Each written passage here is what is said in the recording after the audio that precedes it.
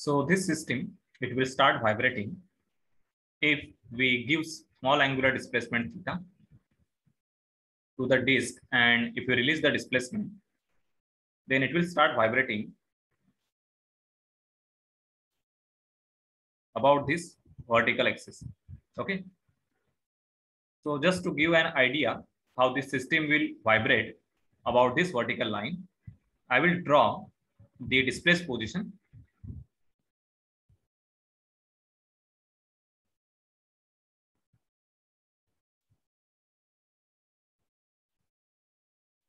So this is the mean line.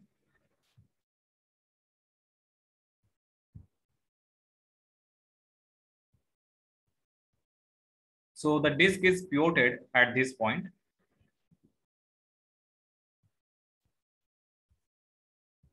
So just imagine we have given the angular displacement in this direction.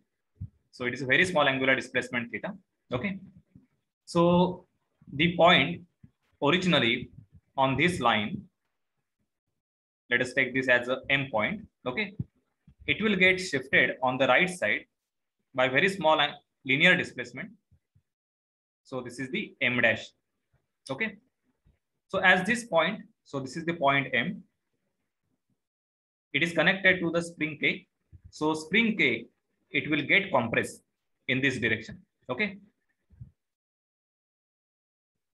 So this is the compressed spring. And this is the deformation of that spring. So this is very small deformation. Okay. At the same time, as the disk is rotating by angular displacement theta, so this point,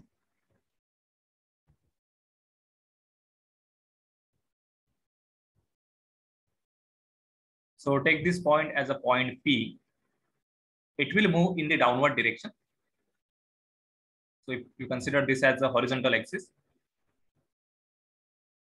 so this is the displacement of this point after angular displacement theta.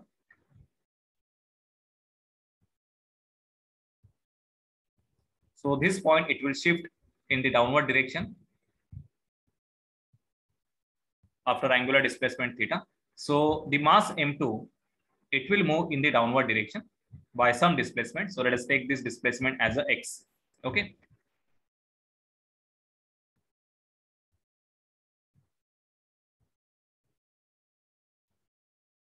So this is the equilibrium line for the mass M2. This is the displacement x. And the spring will get compressed with the same displacement. That is the x displacement. Okay. And this mass M1, it will move in the upward direction by some displacement. Let us take this as a y, because x and y cannot be same, because this mass M2 is connected at radius r and M1 is connected at capital radius. Okay.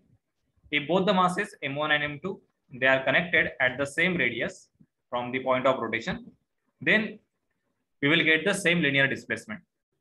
So we should consider the different parameter y for the mass M1.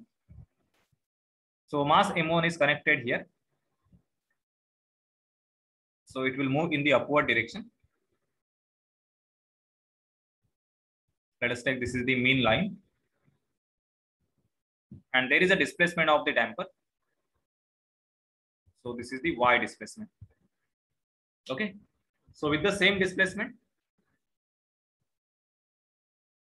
so same displacement is given to the damper C. Okay. So this is the displacement of the mass M1, M2 and the deformation of the spring after very small angular displacement theta for the disk. Okay. So whenever you use the energy method, we should find out the kinetic energy and the potential energy. Okay. So additional to these two energies, we should find out the damping energy.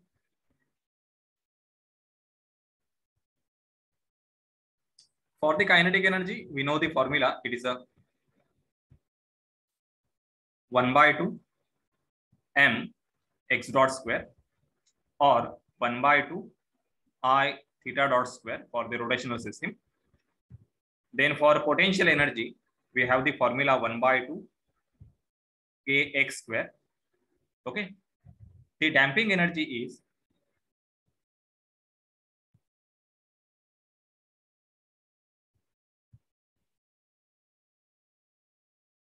so it is given by this integration equation, integration c x dot into dx. Okay. So this is the general formula for the damping energy.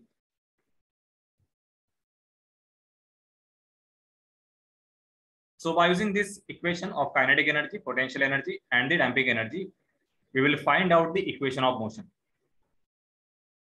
Okay, so first try to find out the kinetic energy. So kinetic energy is associated with the mass of the system. So there are three masses in the system. One is mass m1, second is the mass m2, and third, this is the inertia of this rotating disk. So this inertia, it is given in the problem as IO. Okay.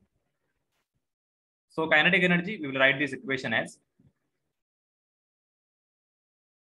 the kinetic energy for the mass m1 plus kinetic energy for the mass m2 and plus kinetic energy of the disk. So for the mass m1, it is a linear motion. So 1/2 m, that is the m1, and its displacement we have assumed as a y, or we can take this as a x1 and take this as a x2. Okay. So 1/2 m1 x1 dot square. For mass m2, it is 1/2 m2 x2 dot square. And for the disk, it is 1/2. We should use this formula for the disk. This is a pure rotation. So it is I into theta dot square.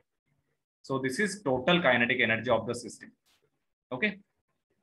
As the given system, it is the single degree of freedom system.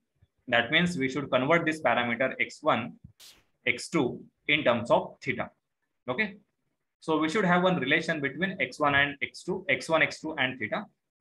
So I will write here x1 is equal to, so just observe, this is the x1. Okay. As this point is moving in the downward direction. So this very small linear displacement of this point, it is nothing but the x1. And it is the same displacement which is transmitted to the mass m1 and to the spring. So this x1 we can find out. So this is the x1 and this is the r1. So I will write here x1 is equal to r1 into theta. This angle is theta. Then x2. So this is x2.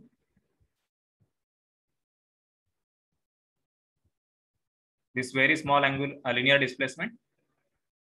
So for the x2, so this is x2, this is theta, and this is capital R. Okay. So this is r into theta.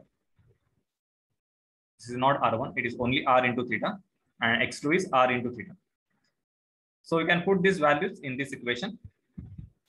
So we can convert complete equation in terms of theta.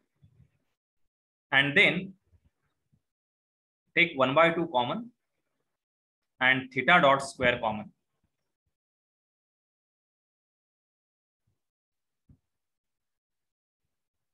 So you will get some term in this bracket. So this is called as di equivalent for the given system. After that, find out the potential energy.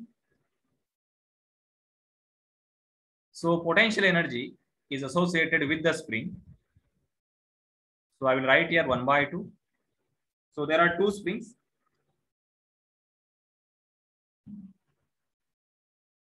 So for this spring, it's a deformation. So this point, it will shift on the right side.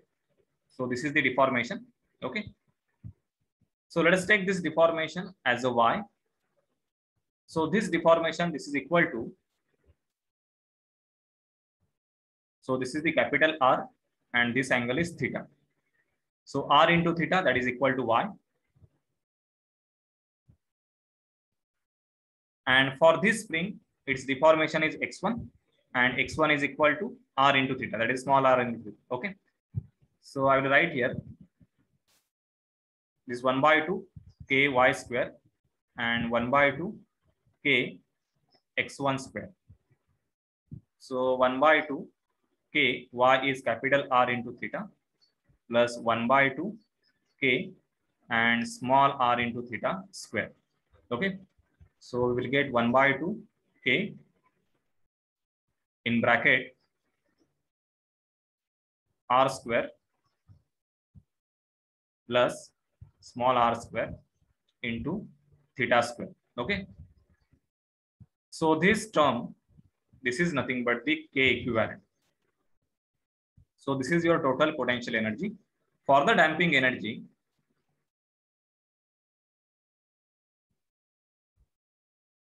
we have the equation integration C x dot into dx. So what is x here?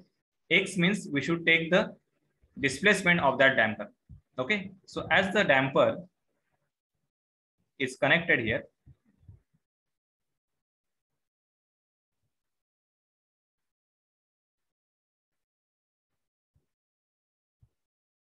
so this is mass m2. For the mass m2, displacement is x2. So same displacement is transmitted to the damper. Okay, because the damper is directly connected to this mass m2. So displacement of this damper is x2. So we should put the value here as a x2.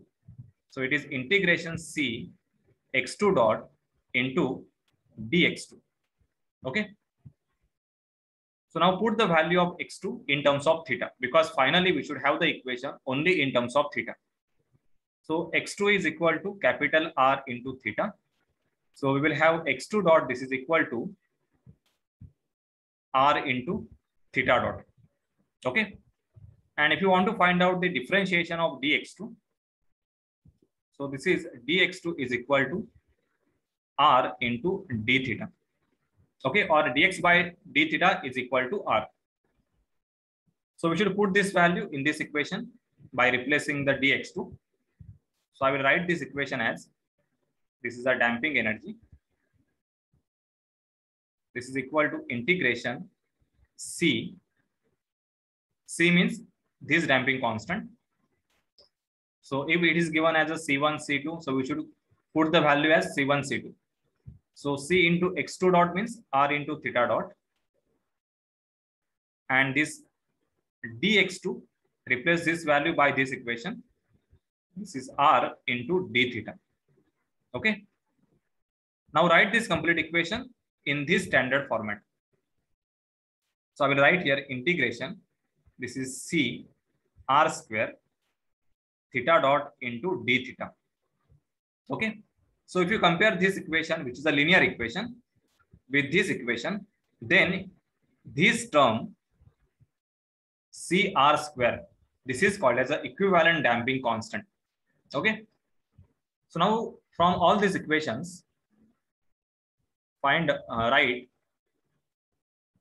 the equivalent inertia.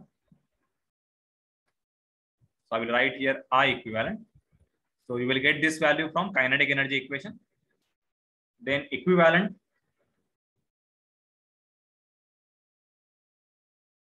spring constant, which is the K equivalent. You will get this from potential energy equation. And the equivalent damping constant from the damping energy equation. So I will write here C equivalent. This is equal to C R square. And this value is K R square plus R square. Just find out this value from the kinetic energy equation. Okay. And then write the general equation